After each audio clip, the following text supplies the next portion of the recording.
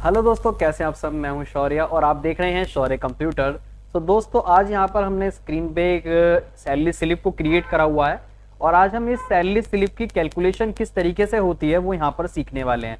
तो आप जैसे देख सकते हैं यहां पर जो एक शीट बनी हुई है, इस शीट के अंदर मैंने एक बेसिक ज़्यादा डिटेल नहीं दी है। एक कंपनी का नाम लिखा है और उसकी कंपनी की सैलरी स्लिप है। यहाँ पर मैं ईयर को चेंज कर लेता हूँ, लाइक हम ईयर बना रहे हैं 2026 की शीट बना रहे हैं और एक एम्प्लॉय है मिस्टर शिवम, जिसकी हम सैलरी स्लिप यहाँ पर क्रिएट कर रहे हैं, जिसके अंदर हम समझेंगे कि सैलरी स्लिप की कैलकुलेशन कैसे होती है और ये जो पार्ट्स आपके सामने दिखते हैं इन पार्ट्स का क्या काम होता है। देखिए यहाँ पर सबसे ऊपर पहले हमने एम्प्लॉय की बेसिक डिटेल को दिया है, जिसके अंदर हम दिखा रहे हैं कि एम्प्लॉय का क्या नाम है, उसकी क्या डेजिग्नेशन है, उसका जो पोस्टिंग एरिया है वो क्या है, अकाउंट नंबर क्या है। तो यहाँ पर हमने बस एक बेसिक परफॉर्मेंस का तैयार करा है और अब हम इस पे इसकी कैलकुलेशन को मेनली समझेंगे। देखिए, तो यहाँ पर आप देखेंगे यहाँ पर दो पार्ट है। सबसे पहला पार्ट है अर्निंग पार्ट और दूसरा पार्ट यहाँ पर है हमारा डिडक्शन पार्ट। तो जो अर्निंग पार्ट होता है उस सोर्स की मदद से हमारे पास पैसे आते हैं, चाहे वो पैसे आने का कारण कोई भी हो, लेकिन अगर पैसा आ रहा है तो वो इस वाले पार्ट के अंदर हम शो करते हैं। और अगर हमारे पास से पैसा किसी भी कारण से जा रहा है या डिडक्ट हो रहा है, चार्ज हुआ है, तो उसका जो डिटेल है वो हम डिडक्शन वाले पार्ट में दिखाएंगे। तो यहाँ पर मैंने कुछ बेसिक इंस्ट्रक्शंस को भी यहाँ पर मेंशन करा है जो कि आप देख सकते हैं। तो इन्हीं इंस्ट्रक्शंस की मदद से भी हम इसको थोड़ा सा और अच्छे से समझेंगे। चलिए पहले अर्निंग पार्ट में समझते हैं। जैसे आप यहाँ देखेंगे लिखा है बेसिक। देखिए, किसी भी एम्प्लॉय की सैलरी कितनी भी हो, लेकिन उसकी सैलरी का जो हाफ अमाउंट होता है वो होता है बेसिक सैलरी। मीन्स जरूरी नहीं हाफ रहे, एक अनुमान मान के चलते हैं कि आप सैलरी का जो प्रॉफिट निकालेंगे, जो भी परसेंटेज निकालेंगे वो किसी बेस पे तो निकालेंगे, तो वो बेस ही जो होता है उसे ही कहा जाता है बेसिक सैलरी। और यहाँ पर हम एक एम्प्लॉय की सैलरी मान लेते हैं, लाइक 10,000 रुपये में एक एम्प्लॉय की सैलरी मान लेते हैं कि 10,000 रुपये उसकी जो है नेट सैलरी है। और अब उसके ऊपर उसे जो प्रॉफिट मिलते हैं वो कैसे यहाँ पर शो होंगे वो देखेंगे। देखिए यहाँ पर एक है डीए। डीए की फुल फॉर्म होती है डियरलेंस अलाउंसेंस। डियरलेंस अलाउंसेंस को कहा जाता है महंगाई भत्ता और ये कंपनी की तरफ से एम्प्लॉय को डीए मिलता है फ्यूचर की महंगाई को देखते हुए और आगे उनके प्रॉफिट्स को बढ़ाने के लिए। तो यहाँ पर जो है डीए हम यहाँ पर निकालेंगे। देखिए डीए कैसे निकालते हैं। तो यहाँ पर नोट में लिखा है DA is 50% of basic salary, मतलब बेसिक सैलरी का 50% यहाँ पर डीए मिलता है। तो यहाँ पर हम डीए को निकालेंगे। किस तरीके से निकालेंगे, यहाँ लिखेंगे इक्वल टू, और ये जो 10,000 लिखा है हमारा C13 में, तो C13 पे यहाँ पर हम क्लिक करेंगे इस तरीके से। तो देखिए यहाँ जो 10,000 वाला सेल है C13 इंटू 50%, तो देखिए यहाँ पर हमारा 50% जो है डीए निकल के आ गया। एक बार और देखेंगे, इक्वल टू C13 इंटू 50%, और यहाँ से देखिए इस तरीके से हमने 50% जो है मेंशन कर दिया है। जैसा आपने देखा हुआ कोविड के टाइम पे लोगों की सैलरी बहुत ज्यादा कम हो गई थी, तो वो सैलरी तो उनकी वही थी, लेकिन उनका जो डीए अमाउंट था वो मिलना बंद हो गया था, जिसकी वजह से सैलरी काफी ज्यादा कम हो गई थी। चलिए, तो आई होप आपको समझ में आया होगा कि किस तरीके से मैंने डीए निकाला है। इस टोटल बेसिक सैलरी का मैंने 50% यहाँ पर मेंशन करा है, आप ऊपर यहाँ पर देख भी सकते हैं। अब देखिए यहाँ पर है नेक्स्ट है टीए। अगर आप एक अच्छी पोस्ट पे हैं या फिर आप एक अच्छी कंपनी में हायरिंग आपकी हुई भी है, तो वहां पर आपको कंपनी की तरफ से एचआरए भी मिलता है। एचआरए की फुल फॉर्म होती है हाउस रेंट अलाउंसेंस। हाउस रेंट अलाउंसेंस जो होता है एम्प्लॉय को जहां पर वो किराए रेंट पे रहना चाहता है, उसका जो रेंट है वो कंपनी पे करती है और उसे एक अच्छी से अच्छी फैसिलिटी दी जाती है। तो ये भी है जो हमारी सैलरी के अंदर ही जुड़ के मिलता है। तो यहाँ पर हमने एक माना है, जैसे यहाँ पर देखिए नोट में लिखा है HRA is 20% of basic and DA, मतलब बेसिक और डीए को जोड़कर उसका 20% जो है यहाँ पर मिलता है एचआरए। मैं आपको बता दूं ये फिक्स नहीं है, ये सिर्फ एक एग्जाम्पल अमाउंट है, एक रैंडम परसेंटेज है। ये परसेंटेज आपकी पोस्ट पर या फिर आपके वर्किंग पर डिसाइड हो सकती हैं।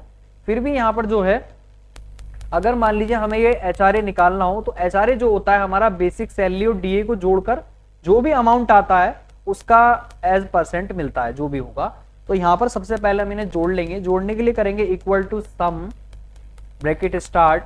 अब देखिए यहाँ पर ये जो दोनों सेल लिखे हैं 10,000 और 5,000 वाले, ये लिखा है C13 से लेकर C14 तक। तो यहाँ पर ये दोनों वैल्यूज को हम पहले जोड़ लेंगे, C13 से लेकर C14 और ब्रैकेट क्लोज। अगर मैं यहाँ पर एंटर कर दूंगा तो इसका जो है सम आ जाएगा, लेकिन हमें इसका सम नहीं चाहिए, हमें चाहिए इसका 20%। तो आप एक फॉर्मूला ब्रैकेट के अंदर अप्लाई कीजिए, देन यहाँ पर इनटू का सिंबल लगाकर लिख दीजिए 20%। तो देखिए यहाँ पर मैंने इस तरीके से equal to sum bracket start range लिया है, ब्रैकेट क्लोज करके कर दिया है इनटू 20%, और यहाँ से एंटर कर दीजिए। तो आप देखेंगे यहाँ पर आपका जो है इन दोनों अमाउंट्स का 20% HRA निकल के आ गया। एक बार और समझेंगे, equal to sum bracket start, और देखिए यहाँ पर इन दोनों वैल्यूज को सेलेक्ट करेंगे, C13 से लेकर C14, ब्रैकेट क्लोज और यहाँ पर इनटू 20%। तो देखिए यहाँ पर ये निकल के आ गया हमारा 3000 रुपीज। चलिए अगला समझते हैं। यहाँ पर अगला है TA। TA की फुल फॉर्म होती है ट्रेवलिंग अलाउंसेंस। जैसे कि होता है कन्वेंसरी कि अगर आप कहीं आ रहे हैं जा रहे हैं तो उसका जो खर्चा है वो भी कंपनी पे करती है, तो वो अमाउंट भी आपकी सैलरी में जोड़कर ही दिखाया जाता है कि आपको कितना अमाउंट अलॉट करा जा रहा है। चाहे आप वो खर्चा करो या मत करो, लेकिन आपको वो सैलरी के अंदर शो करा जाएगा कि इतना पैसा कन्वेंस के लिए आपको दिया जा रहा है। तो यहाँ पर नोट में देखेंगे, यहाँ लिखा है TA विल बी फिक्स, मतलब TA फिक्स है कि चाहे आप कहीं आओ मत जाओ, लेकिन कंपनी की तरफ से आपको इतना पैसा मिलेगा ही मिलेगा।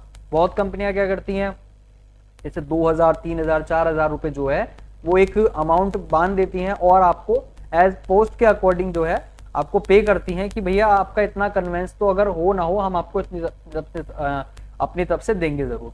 तो यहाँ पर अभी फिलहाल कोई अमाउंट हम पे है नहीं, तो मैं एक एग्जांपल अमाउंट मान लेता हूँ, लाइक 1400 रुपीज में मान लेता हूँ कि 1400 रुपए जो है हमें TA यहाँ पर मिलता है। अब देखिए यहाँ पर हमारा ये पार्ट बेसिक का पूरा हो चुका है। अब अर्निंग पार्ट के अंदर आप इन सबको जोड़कर यहाँ नीचे मेंशन करके दिखाएंगे। तो लिखेंगे equal to sum bracket start, और यहाँ पर इस पूरी रेंज को सेलेक्ट करेंगे, मतलब C13 से लेकर और C16 तक। देखेंगे आप यहाँ पर रेंज आ रही है, ये देखिए C13 से लेकर और C16 तक की रेंज आ रही है। तो इस रेंज को करेंगे और यहाँ से करेंगे ब्रैकेट क्लोज एंड एंटर। तो लगभग जो सैलरी बनी है वो बनी है 19,400 रुपीज, जो सैलरी यहाँ पर बन चुकी है, ये उसकी पूरी सैलरी है। अब इस सैलरी में से कितना अमाउंट डिडक्ट होना है वो यहाँ पर हमें शो करना है। तो अब आ जाते हैं हम डिडक्शन वाले पार्ट में, और यहाँ पर हम इसका डिडक्शन पार्ट समझते हैं। देखिए एक होता है प्रोफेशनल टैक्स, और यहाँ आप नीचे नोट में देखेंगे लिखा है professional tax also will be fix. मतलब क्या है कि कंपनी जब आपको इतनी फैसिलिटी दे रही है तो आपका TDS भी कटता होगा, या मान लीजिए कंपनी जब इतनी फैसिलिटी दे रही है तो उसका भी एक्सपेंस होता होगा। तो ये काफ़ी सारे तरीके खर्चे होते हैं जो कंपनी करती है, तो उससे एक आपसे आपकी सैलरी में से एक छोटा सा अमाउंट कंपनी आपसे लेती है, जिसे कहते हैं प्रोफेशनल टैक्स। तो यहाँ पर प्रोफेशनल टैक्स यहाँ पर मैं मान लेता हूँ जैसे 250 रुपये जो है वो कंपनी हर एम्प्लॉय से ले रही है। तो यहाँ पर मैं एक दिखा देता हूँ फॉर एग्जाम्पल के लिए कि 250 रुपये आपसे लिए जा रहे हैं। अगर आपकी सैलरी स्लिप में ऐसा है, अगर आपके में ऐसा होता है तो आप मेंशन कर सकते हैं, नहीं है तो आप इस पार्ट को छोड़ सकते हैं, कोई ये मैंडेटरी पार्ट नहीं है। नेक्स्ट देखिए यहाँ पर है हमारा प्रोविडेंट फंड। प्रोविडेंट फंड क्या होता है, देखिए प्रोविडेंट फंड PF इसे कहा जाता है, और जो PF होता है वो हमारी बेसिक सैलरी और DA को जोड़कर उसका टोटल देखिए यहाँ पर मेंशन है 12% मिलता है। मतलब अगर आपकी जो भी सैलरी है और आपका PF अमाउंट कटना है तो वो हमारी बेसिक सैलरी और DA को जोड़कर उसका 12% अमाउंट यहाँ पर डिडक्ट होता है। PF आप सबको पता ही होगा, देखिए PF कंपनी एक अकाउंट खुलाती है एम्प्लॉय का, जो उसका 12% अमाउंट कट के उसके PF अकाउंट में जमा होता रहता है, और वो चाहे तो उस पैसे को एज अ सेविंग कर सकता है या कभी भी निकाल सकता है। तो यहाँ पर जैसे आपने HRA निकाला था बेसिक और DA को जोड़कर उसका 20%, ऐसे ही यहाँ पर हम निकालेंगे इसका PF। तो चलिए जोड़ते हैं यहाँ पर equal to sum bracket start C13 से लेकर कॉलन C14 तक। तो देखिए मैंने यहाँ पर इन दोनों रेंज को ले लिया है, जो यहाँ पर बेसिक और DA था। ब्रैकेट क्लोज करेंगे और यहाँ करेंगे इनटू 12%। तो यहाँ पर देखिए हमारे सामने 12% आ गया है। तो ये 1800 रुपये उसका PF है। एक बार और निकाल के देखेंगे, equal to sum bracket start, और यहाँ पर C13 से लेकर कॉलन C14 तक का रेंज लेंगे, ब्रैकेट क्लोज करेंगे और यहाँ कर देंगे इनटू 12%। तो यहाँ पर इस तरीके से हमने इसका निकाल दिया है प्रोविडेंट फंड। अगला देखेंगे, नेक्स्ट है यहाँ पर ईएसआई। ईएसआई की फुल फॉर्म होती है एम्प्लॉय स्टेट इंश्योरेंस। ईएसआई की फुल फॉर्म होती है एम्प्लॉय स्टेट इंश्योरेंस, तो जो कि हमारा बेसिक सैलरी और डीए को जोड़कर ही सेम निकलता है ईएसआई। मान लीजिए कंपनी में कोई एम्प्लॉय काम कर रहा है और काम करते समय कुछ प्रॉब्लम हो जाए तो उसका पैसा कंपनी नहीं देती, उसका पैसा देता है इंश्योरेंस कंपनी, क्योंकि कंपनी एम्प्लॉय का इंश्योरेंस करा देती है, जिसका इंश्योरेंस का पैसा मिलता है। और यहाँ पर देखिए नीचे मेंशन हुआ भी है ESI is 1.75% of basic and DA, मतलब बेसिक और डीए को जोड़कर उसका 1.75%। ये परसेंट अलग हो सकता है, देखिए आपके प्रीमियम के ऊपर है कि आपको कंपनी हेल्थ फैसिलिटी में क्या क्या चीज प्रोवाइड कर रही है, उस हिसाब से आपका ये परसेंटेज यहाँ पर डिडक्ट होता है। जितना ज्यादा आपको फैसिलिटी ज्यादा बड़ी मिलेगी उतना ही बड़ा अमाउंट यहाँ पर आपका डिडक्ट हो सकता है। तो यहाँ पर जो है जैसे आपने पीएफ निकाला ऐसी सेम यहाँ पर हम निकालेंगे ईएसआई। तो लिखेंगे equal to sum bracket start C13 से लेकर कॉलन C14 तक की रेंज ब्रैकेट क्लोज, और यहाँ करेंगे इनटू 1.75%।